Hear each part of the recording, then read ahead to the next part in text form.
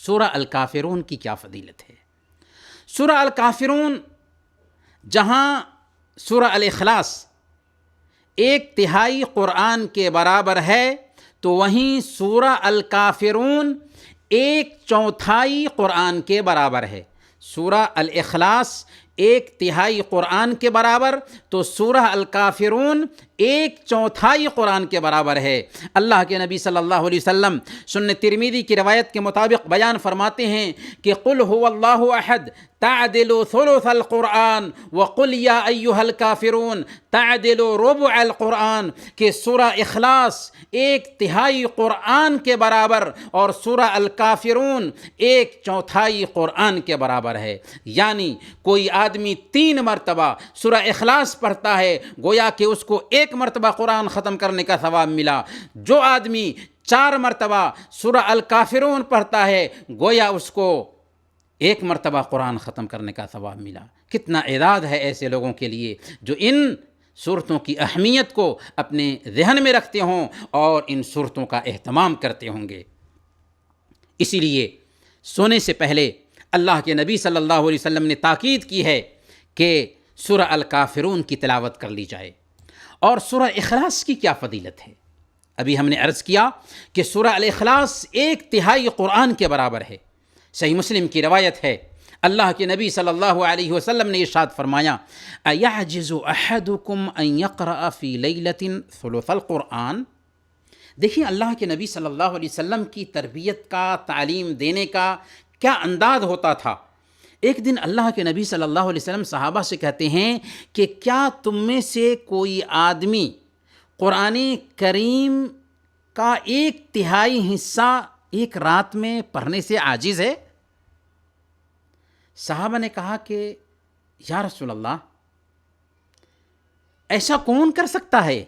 یعنی کس کے بس کی بات ہے کہ 1/3 قرآن رات میں پڑھ لے؟ آپ نے فرمایا قل هو اللہ احد تعدل ثلث القرآن، قل هو اللہ احد 1/3 قرآن کے برابر ہے۔ اور سورہ الاخلاص کی تلاوت جنت میں داخلے کا بھی سبب ہے۔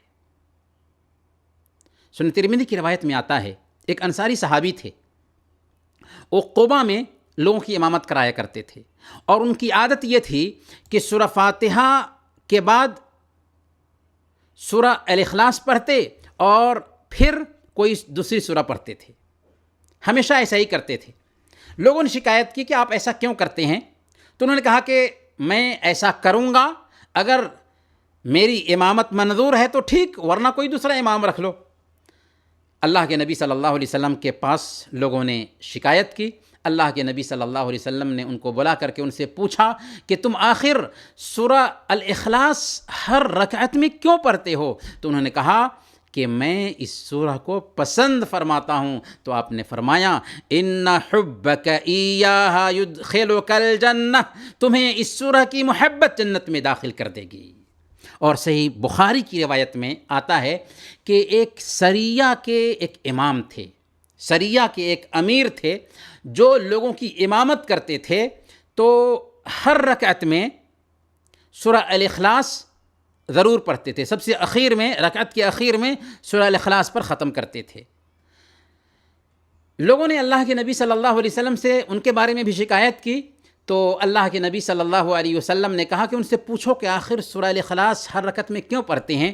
تو انہوں نے کہا کہ اس سورہ میں چونکہ اللہ رب العالمین کے صفات کا ذکر ہے، اس لیے میں اس کو پڑھنا پسند کرتا ہوں۔ تو اللہ کے نبی صلی اللہ علیہ وسلم نے فرمایا اخبروہ ان اللہ یحبہ، کہ اسے خبر دے دو کہ اللہ رب العالمین اس سے محبت کرتا ہے۔ بلکہ اللہ کے نبی صلی اللہ علیہ وسلم نے سورہ اخلاص پڑھنے والے کے لیے جنت کی بشارت دی۔ سنن ترمذی کی روایت ہے، حضرت ابو ہریرہ رضی اللہ تعالیٰ عنہ بیان کرتے ہیں کہ میں اللہ کے نبی صلی اللہ علیہ وسلم کے ساتھ جا رہا تھا، آپ نے ایک شخص کو قل هو اللہ احد اللہ الصمد لم یلد ولم یولد ولم یکن لہ کفوا احد پڑھتے ہوئے سنا، تو آپ نے فرمایا وجبت، واجب ہو گئی۔ حضرت ابو ہریرہ رضی اللہ تعالیٰ عنہ پوچھتے ہیں کہ یا رسول اللہ کیا واجب ہو گئی؟ آپ نے فرمایا الجنہ، جنت واجب ہو گئی۔ کیوں واجب ہو گئی؟ صرف الاخلاص کی تلاوت کی وجہ سے۔ بلکہ اگر کوئی آدمی 10 مرتبہ سورہ الاخلاص کی تلاوت کرتا ہے تو اس کے لیے جنت میں ایک محل بنا دیا جاتا ہے۔ دنیا میں اگر ہم کو ایک گھر بنانا ہو تو کتنے سالوں تک پلاننگ کرنا پڑتی ہے، پھر ہم ایک گھر بنا پاتے ہیں، حالانکہ وہ گھر بھی اینٹ اور پتھر کا ہوتا ہے، لیکن کل قیامت کے دن اللہ رب العالمین کے پاس جب ہم جائیں گے تو سورہ الاخلاص کو پڑھنے کی وجہ سے ہمارے لیے محلات پہ محلات تعمیر ہوں گے جنت میں، جس کی ایک اینٹ سونے کی اور دوسری اینٹ چاندی کی ہوگی۔ امام طبرانی نے المعجم الاوسط میں یہ روایت نقل کیا ہے، اور اس روایت کو علامہ البانی نے السلسلہ الصحیحہ میں صحیح قرار دیا ہے۔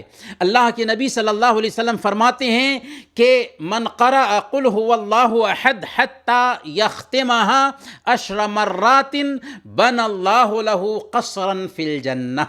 جس کسی نے 10 مرتبہ سورہ اخلاص پڑھی، اللہ تعالیٰ اس کے لیے جنت میں محل تیار کرتا ہے۔